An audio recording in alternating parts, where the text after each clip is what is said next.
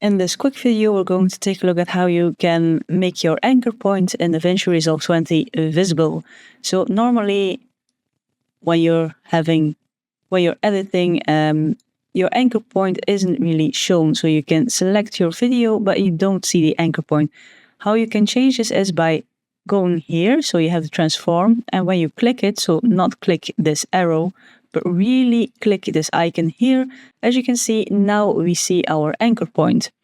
And you can move the anchor point around, you can adjust it if you want to, and you can do all that as soon as it's visible. So to show your anchor point, just click or remove your anchor point. Just click this icon here, and then you can see it, and you can remove it from your view. Like the video if you liked it, subscribe if you want to see more of my videos, and as always, thank you for watching, and I'll see you in the next one.